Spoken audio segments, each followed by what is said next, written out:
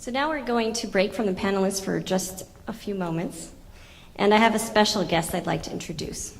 So the history is this. 5 years ago, at our first program here, one of my patients, Trish Byrne, was on our panel, and she was about a 1-year survivor at that point from breast cancer, and she told us an incredibly moving story about her cancer journey as a survivor. So here we are 5 years later. Trish is 6 years out from her cancer. She's sitting right here. She's doing great.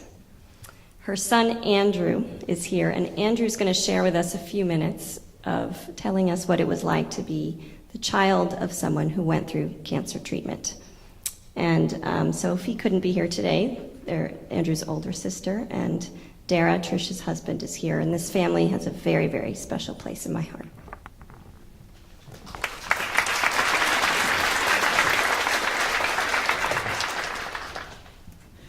Good morning. Good morning. My name is Andrew Byrne. I'm 15 years old, and I'm a sophomore at Monte Vista High School in Danville, where I live with my mom, dad, and older sister, Sophie, who's 17. I know your invitations say that my sister, Sophie, will speak here today, but she had a school conflict at the last minute, so I volunteered to step in for her. In 2007, when I was 9 years old, my mom was diagnosed with stage 3B breast cancer. Her treatment was long, I think about 18 months, and complicated because her chemo drugs affected her heart.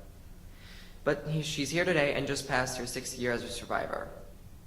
The whole time my mom was fighting this disease, and even today, I know that she worried about the effects on my sister and me. I'm here today to talk to you all, but especially the moms out there, about what I remember from that time and to show you that I'm doing fine. My mom kept her diagnosis very private from outside our home so that life for my sister and I remained pretty much the same. So, here's what I remember. She was a full-time working mom, so every day after school I had to stay on for the after-school program. When she got sick, my mom had to give up her job, so the first real impact on my life was positive. I got to go home as soon as school got out.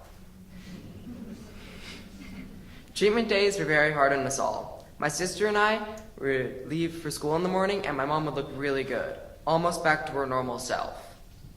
But when we came home after school, my mom would look really ill. She was pale and tired, and often she would be throwing up. My sister and I, remember, we were 9 and 11, really worried about what they did to her, so we came up with a plan where my sister got to go to the cancer treatment center and accompany my mom to check things out. It was a huge relief when she told me that mom sat in a recliner with a blanket and a pillow. There was an IV needle, but apparently mom's nurse was a lot gentler than what we had gone through with our pediatrician.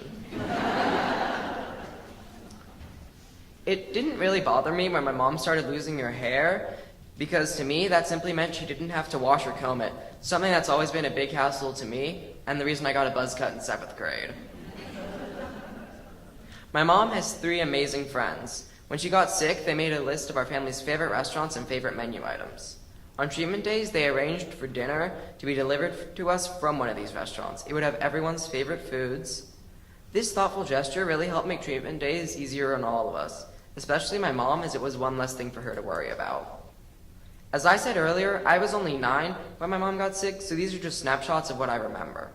I understand better today just how sick my mom was, but back then, my mom did a great job of keeping things normal for us, so I wasn't afraid.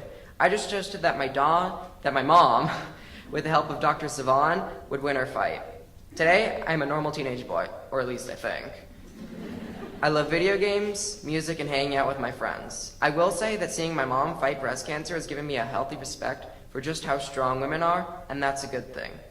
I would also say that I got to see firsthand how my dad supported my mom throughout her illness, so I know exactly the kind of man I want to be when I grow up.